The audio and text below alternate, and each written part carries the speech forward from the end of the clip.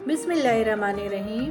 अस्सलाम वालेकुम। आज आपसे हम शेयर करने जा रहे हैं शाही पारचा कबाब, एक ऐसी रॉयल डिश जो मुगलई जायके का बेहतरीन स्वाद आपके किचन में ले आएगी। नरम मुलायम मटन, खुशबूदार मसालों और रिच फ्लेवर के साथ ये भरपूर कबाब हर मौके पर आपके मेहमानों को खास एहसास दिलाएगी और इसका स्मोकी फ्लेवर और खुशबू आपको रेस्टोरेंट में ले जाएगी। तो चलिए बनाते हैं अपना पारचा शाही कबाब। इसके लिए हमने लिया आधा कप खसखस, जिसे हमने 2 घंटे पहले ही पानी में भिगो दिया था। फिर हमने आधा कप भिगोया हुआ बादाम भी लिया। फिर हमने इनका पेस्ट बना लिया।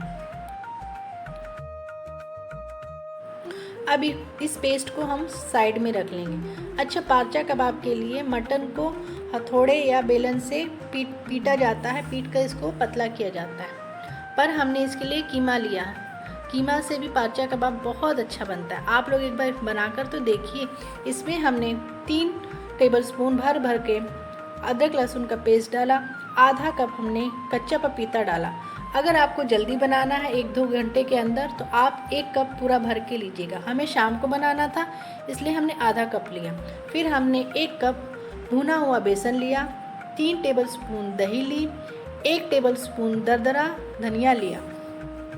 इसके साथ ही हमने 1 टीस्पून हमने जीरा पाउडर लिया, आधा टीस्पून हमने ब्लैक पेपर पाउडर लिया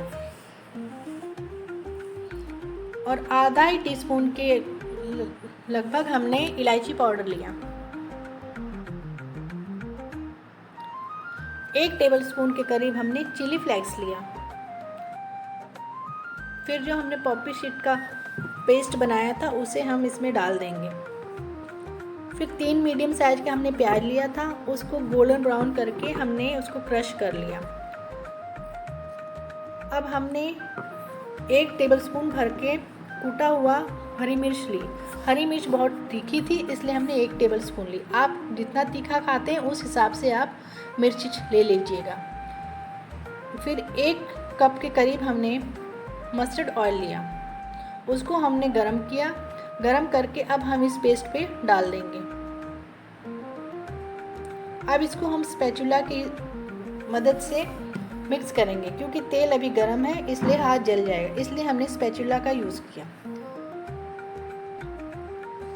जब मिक्सचर ठंडा लगे तो आप इसको हाथों से अच्छे से मिक्स करें। अब हमने इसमें जायत्री, जायफल और दालचीनी, थोड़ी सी काली मिर्च, थोड़ा सा जीरा और 3-4 लाल मिर्च का हमने पाउडर बना लिया और वो हमने इसमें डाला।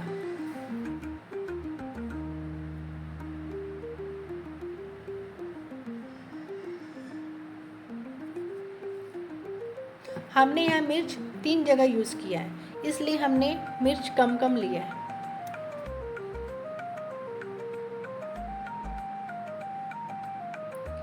अब इसका हम मेन प्रोसेस करेंगे।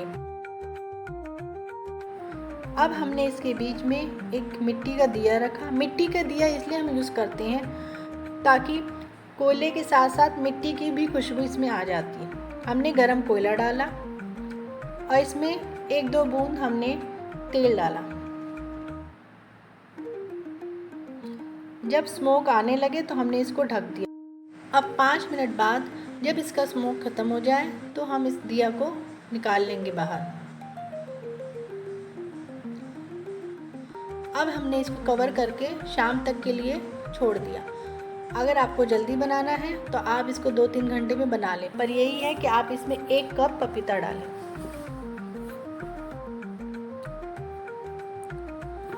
शाम को हमने एक बराबर 1 साइज के हमने कबाब बना लिए और एक पैन में थोड़ा सा तेल लिया और पूरी पैन को हम कबाब से बिल्कुल कवर कर देंगे।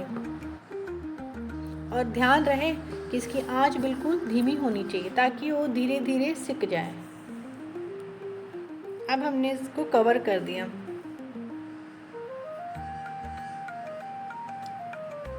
कम से कम 6 से 7 मिनट बाद हमने इसको पलटा और इसको एक चीज़ ध्यान देना है, पलटते समय करते समय इसको बहुत ही सावधानी से करनी है, क्योंकि ये कबाब इतने मुलायम होते हैं कि ये टूट जाते हैं।